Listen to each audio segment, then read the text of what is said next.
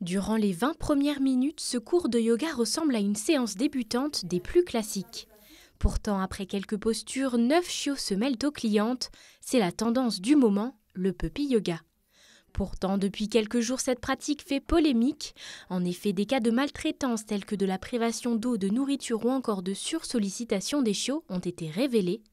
Alors, pour commencer cette séance, les gérantes de cette structure indépendante clarifient un point. Le bien-être du chiot est une priorité. L'eau et la nourriture sont à leur disposition et le planning a été adapté. Pour l'instant, on le fait une fois par mois, donc un dimanche tous les mois. On a 4 séances dans la journée qui durent 1 heure chacune, avec bien évidemment une pause entre chaque, tout ça pour que les chiots puissent se reposer et puis nous aussi, parce que c'est aussi plaisant pour nous. Et du coup, pour les chiens... Et pour les chiens, l'idée c'était de travailler avec mon élevage en premier. Voilà, c'est vraiment une idée commune avec Chloé de faire d'abord avec mes chiots. Après, moi, j'élève que des beagles. Et comme on fait qu'une fois par mois, on a démarché d'autres élevages éthiques qui font les choses bien, qui sont portés sur le bien-être, qui ne sont pas des usines à chiots. En plus d'offrir un moment de détente, les gérantes veulent montrer la réalité. Et la réalité, c'est ça.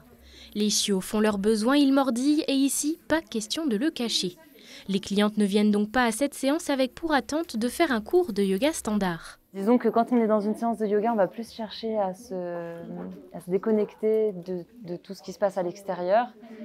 Et là, au contraire, on va être complètement avec cette agitation qui est très innocente.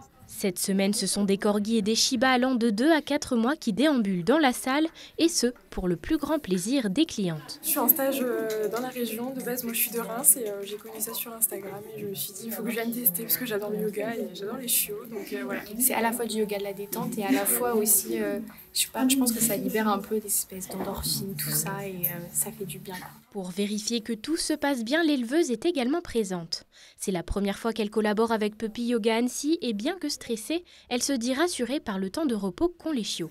Sur la journée, ils sont manipulés environ 2 heures et uniquement s'ils le souhaitent.